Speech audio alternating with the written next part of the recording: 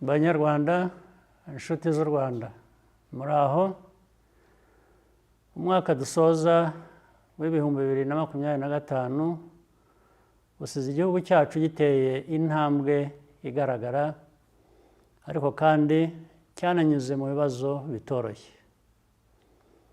Ndashimira Abanyarwanda bose kubw'icyizere n'ubufatanye mwagaragaje muri uyu mwaka.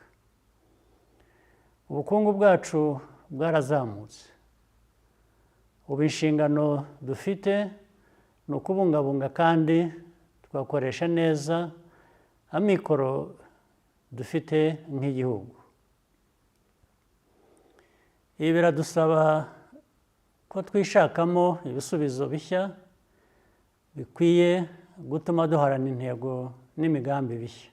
Nta wundi muntu dukwiye gutegerezaho iterambere n'imibereho myiza yacu. Igishoro kinini kandi cy'agaciro dufite nk'igihugu n'urubyiruko rushoboye. Ni inshingano zanyu nk'urubyiruko rw'u Rwanda gusigasira ibyo twubatse no kubiteza imbere. Ndizera ko ibyo byose mubyiteguye, niyo byasaba kwitanga, yaba ku giti cyanyu cyangwa twese hamwe. Mu rugendo twagenze, imbogamizi twazihinduyemo amahirwe kandi twarushijeho gukomera.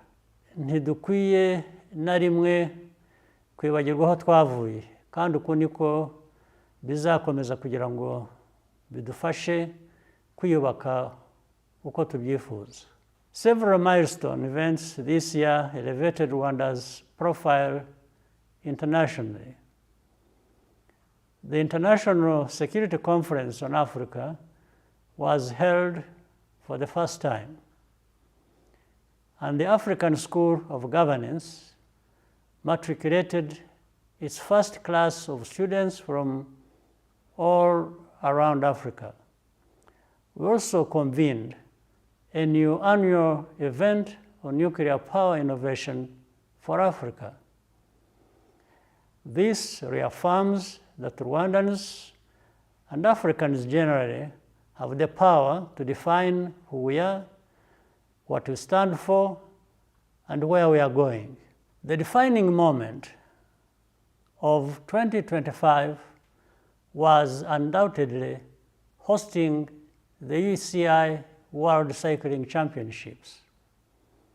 Bringing this competition and its elite athletes to Kigali's streets was a source of immense pride for our nation.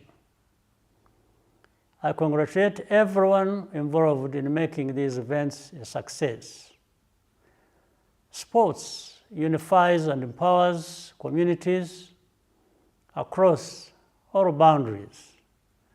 The world saw Rwanda and Africa in a new light. And much as we are not yet on top in football, the prospects for the future are promising thanks to the help of FIFA in building ourselves up. We also look forward to hosting the FIFA series next year.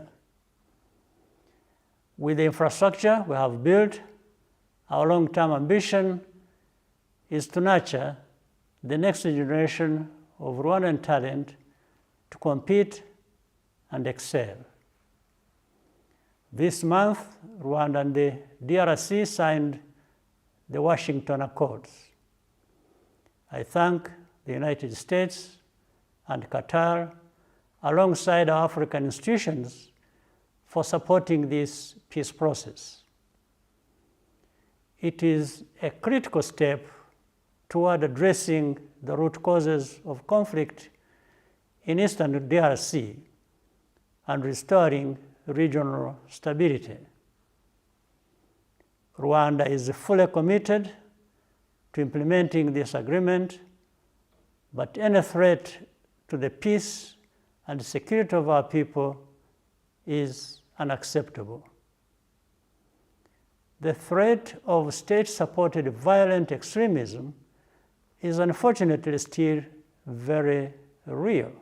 Ahazaza dukwiriye harashoboka.